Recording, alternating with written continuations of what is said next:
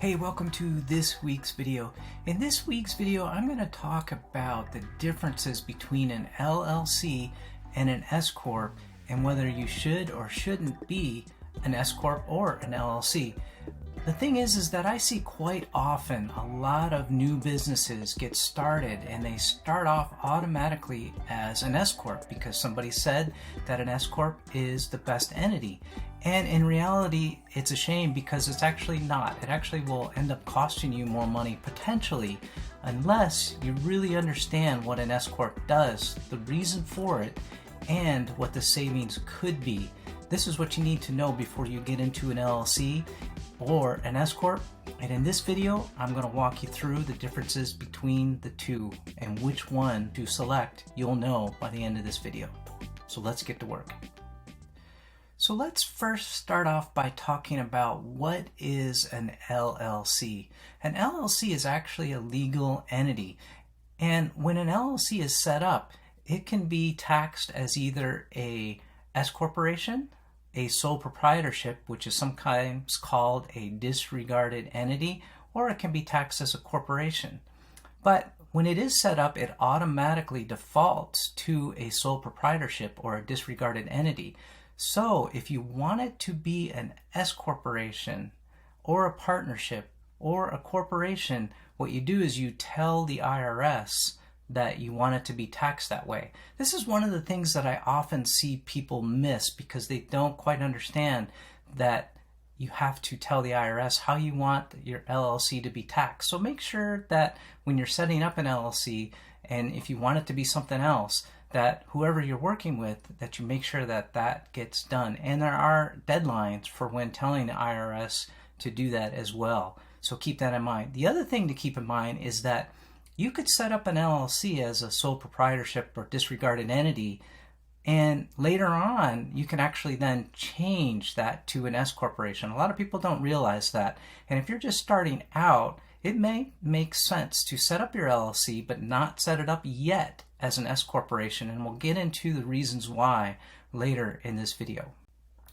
So now let's talk about what is an S corporation.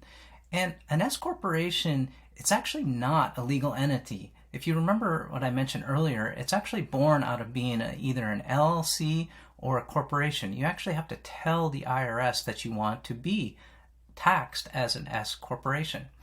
An S corporation really is like a pass-through entity. And what I mean by that is the net income from that S corporation gets passed through or reported and taxed in your personal tax return. But you still need to file an S corporation tax return similar to what you would file for a partnership or a corporation. But keep in mind, like I said earlier, you have to make sure that you elect to be an S corporation. So the question then becomes, well, why use an S corporation? The biggest reason why to use an S corporation usually, and there are other reasons, but the biggest reason why most people will think that there's a lot of tax savings, it comes down to Social Security tax or FICA tax of 15%. An LLC is taxed fully from FICA taxes or self-employment tax. So the savings then is between what's called a reasonable salary and a draw. You can have a reasonable salary and a draw, which will be less than what you would have in an LLC if you had paid out that money. There are other reasons for an S-Corp. The other benefits might be maybe you want to have shareholders and you want to shift income maybe to a lower tax bracket of that shareholder. You may want to set up a husband-wife partnership as well. But there are also other disadvantages, and I've done a separate video on this that I'll link to, because, for example, if you're greater than a 2% shareholder, you may not be able to deduct the fringe benefits like health insurance in the S corporation, although there are ways to work around that. There are ways to be able to still deduct health insurance, for example. But these are things that you need to keep in mind when you're running the numbers and setting up your S corporation. Okay, so I mentioned earlier there are two ways basically to pay yourself as an S corporation owner. The first way is S corporations have to pay what's called a reasonable salary to the owner. And it's very difficult to kind of pinpoint what exactly is a reasonable salary. There's actually nothing that really defines that in a mathematical formula that you'd be able to calculate what a reasonable salary is. But let's take the pay that the owner would get and let's separate it into two buckets. The first bucket is the W-2 wages, or the reasonable salary, and that is going to be taxed on Social Security or FICA taxes. The amount that you pay yourself as an owner is also deducted in the S corporation's tax return. The other bucket is the draw or distribution. This is money that you take out of the business beyond your normal wages, and that is not subject to FICA taxes.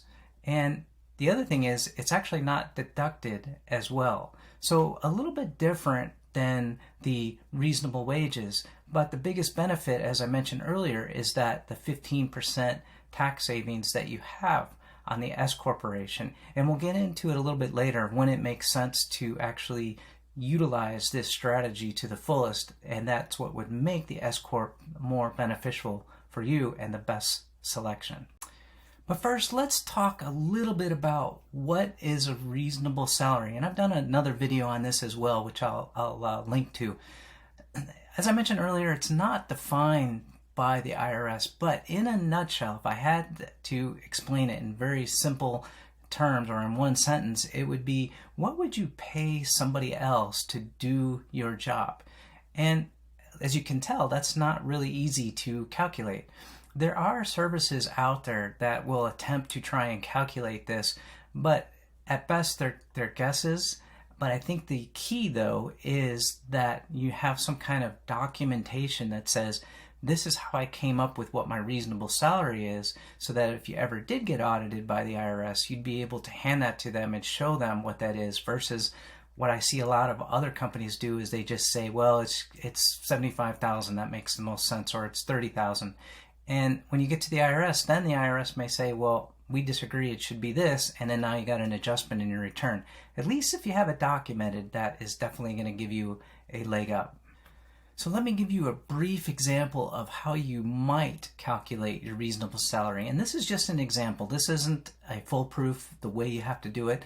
But the way I think about it is that as a business owner, you wear many different hats. You're doing the marketing, you're doing the administration, heck, you're taking out the trash at times.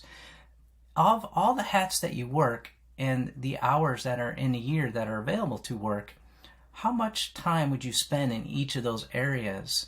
And based on that, of the time, how much would you have to pay somebody to do that work? And that adds up to what a reasonable salary would be. And the rates you might get from what's out on the market, you might be able to go to salary.com or somewhere. But again, the key is to document this. And in my example, the reasonable salary that we have documented and that you would pay in that W-2 bucket would be $64,000 in this example. So let's talk about when to consider an S corporation. And I want to reiterate this again. Please don't automatically default to an S corporation. I've seen it time and time again where a new business, a startup, automatically goes to an S corp, and now they're spending money on having to do an extra tax return and state compliance and things like that that they don't have and they could utilize in their business to help grow their business. A startup probably should not be an S corporation. As I mentioned earlier, you could start as an LLC and you could always change down the line to an S corporation, and that might be the best way to go. But the key is to run the numbers. You really need to run the numbers to see if it makes sense to be an S corp, and am I really saving money as an S corp, or when is the best time to say, hey, I'm going to switch to an S corp at a later date. In general, you really shouldn't consider an S corp until your net income is greater than, say, $50,000, and that net income would include pay as well. And I'll get into the reason why shortly as I show you an example. Remember, net income again includes the owner's salary, so you want to make sure that you take in that consideration, right? Because you have your W-2, your reasonable bucket, and you have your draw bucket. So let's take an example. Let's say that the net income or the owner's pay is $54,000.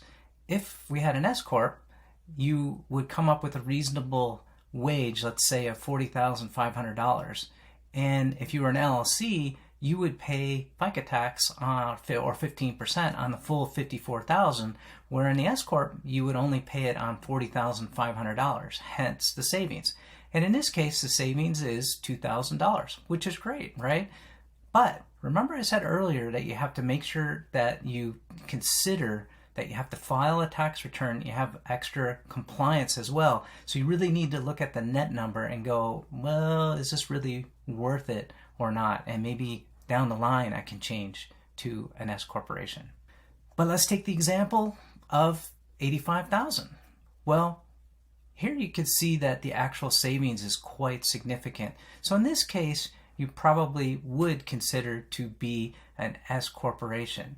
So let's talk again to reiterate the point of when maybe not to consider an S corporation. We talked about it a little bit earlier, but if your net income is less than $50,000, when you run the numbers, it may not make sense to be an S corporation just yet.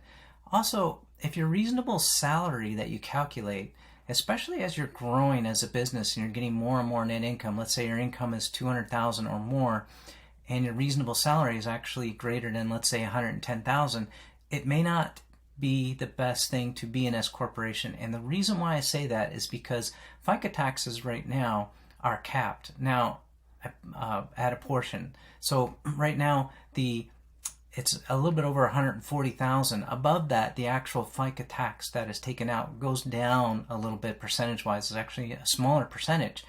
And that's reason is because the IRS only will take a certain portion of Social Security or FICA taxes up to a certain dollar amount, and beyond that the percentage goes down quite a bit.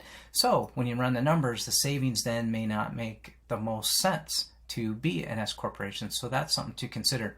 I mentioned this earlier, fringe benefits might be important to you. An S corporation may or may not work for you. You kind of have to figure that out. When I say fringe benefits, it's like health insurance. It could be a medical reimbursement plan. Those are things that you need to consider when you're setting up an S corporation.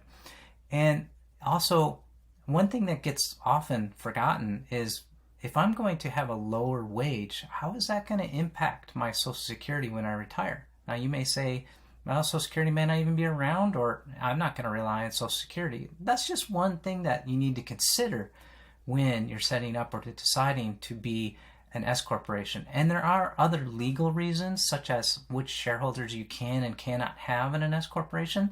Again, these are all things that you need to think about before you then make that move to go to an S corporation. So the key points that I wanted to get across in this video is please don't automatically default to an S corporation. You really need to run the numbers, run the scenarios, and make sure that it makes sense for you. Remember, you can always switch later. You don't have to decide right away. I would recommend that you work with a professional in helping you decide this, a tax and also an attorney as well would be good. It's always good to double check. And if you think you're an S-Corp, and I see this quite often, sometimes the business owner starts up an entity, they think they're an S-Corp, they tell me they're an S-Corp, but when I dig into it, they're not actually an S-Corp, and that can cause some problems. So you want to make sure that everything, if you decide to be an S-Corp, that you get everything set up correctly, and the IRS confirms that you are indeed an S-Corporation. So that's it for this week's video. If you got any value out of it, it'd be awesome if you hit that thumbs up. And if you haven't subscribed, it'd be great to have you aboard. Until next time, I'll see you on the next one.